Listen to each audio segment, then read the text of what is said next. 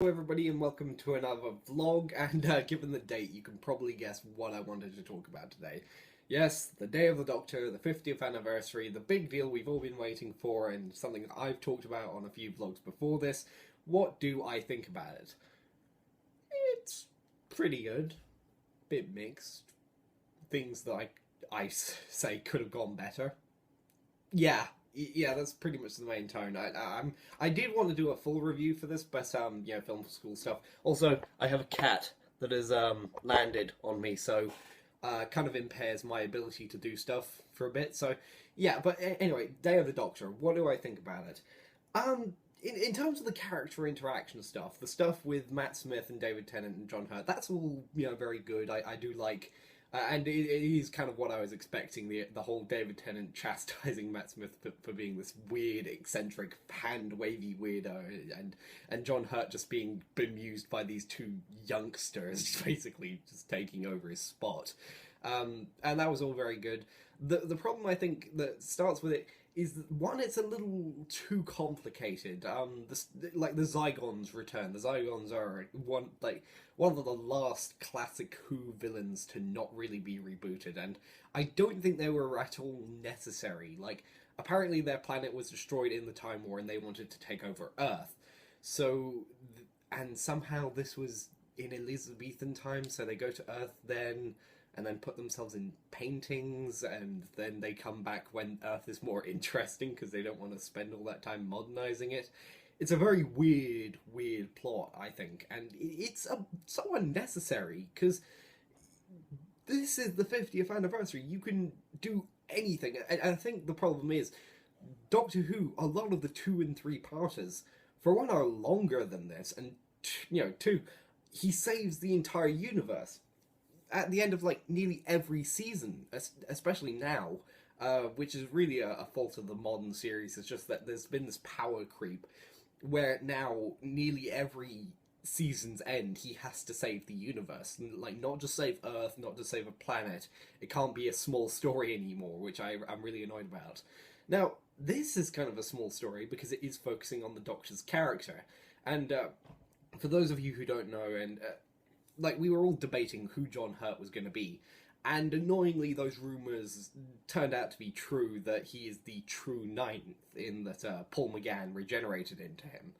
Now, before this, they showed a prequel thing, which is very well done, with Paul McGann, the 8th Doctor from the movie, coming back and showing how he regenerated and why he regenerated into John Hurt. That's very good, and I like that.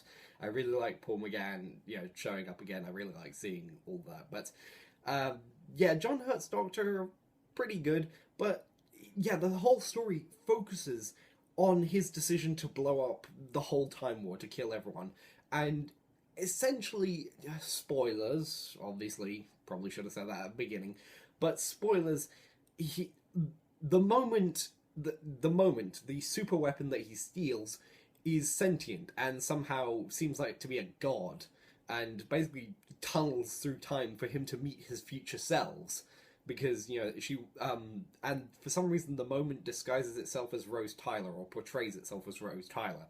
And considering it doesn't ever interact with David Tennant, that's such a waste. It's very weird that they had this like super weapon, and it portrays itself as Rose Tyler, when to John Hurt, who hasn't even met her yet.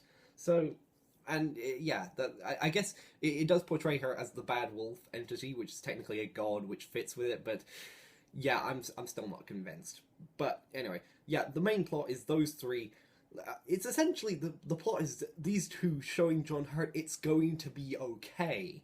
It's practically a counselling session, and that's a very weird thing to happen, where this epic 50th anniversary is essentially working through all of the angst that has been built up since the series came back with this whole Time War thing. And it's interesting seeing how David Tennant, like, is still very emo about it, still very sad, and Matt Smith has moved on, and we were happy about that at the time.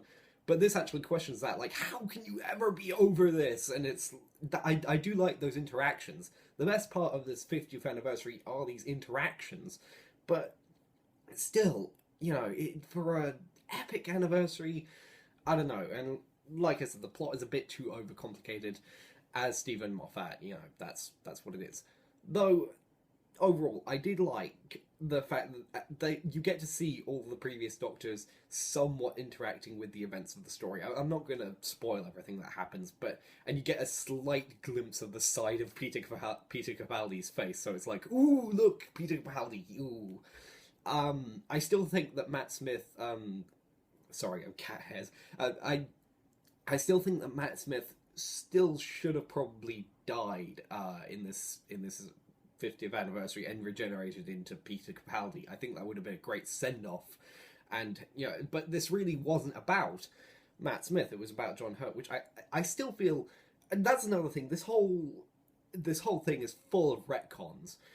Pulling John Hurt into the story is a complete retcon. Just throwing another Doctor into the mix, which throws off the whole timeline. I really preferred the theory that he was the Valiant, which is a future version of the Doctor that goes evil.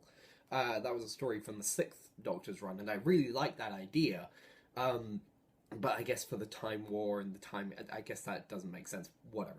But yeah, there's a bunch of retcons, especially in the fact that they're trying to save Gallifrey and rewrite history, when the end of time, David Tennant's last story, really established the fact that doing that is fucking the universe over.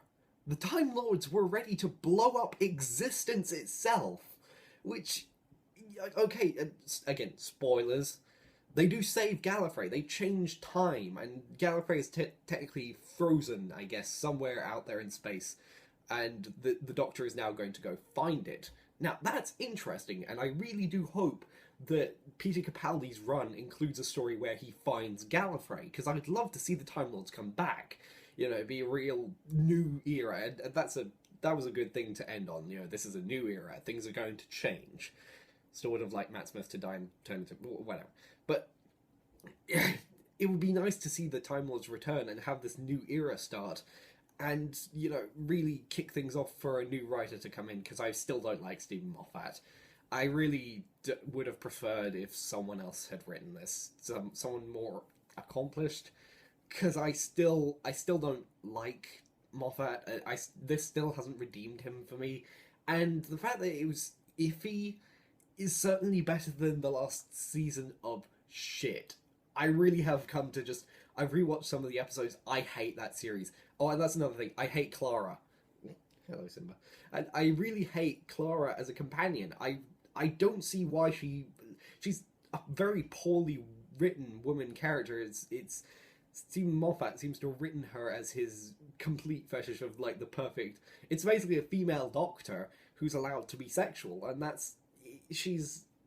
cheeky, she's intelligent, but she doesn't have any real character to her.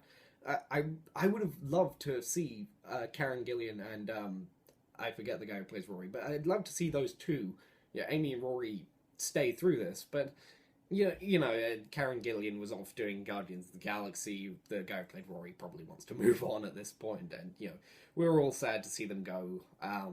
That I still say that was a terrible episode generally.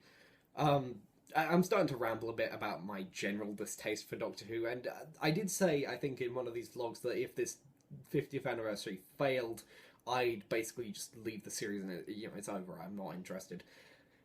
This is the annoying part. This series didn't wow me. It didn't make me go, oh wow, that was perfect. They got everything right. I'm totally a Whovian again. But it didn't make me hate it like the last series has. It did salvage some things. It did make me like it a bit again, and I am interested to see where Peter Capaldi takes it, because not being a young Doctor, it's going to very much change the character and the nature of the show, and I hope they get rid of Clara. I'm sorry, for anyone who's a Clara fan, I don't like, especially once her whole story's gone, she's done. The whole saving the Doctor throughout history thing, that was stupid as fuck, random retcon.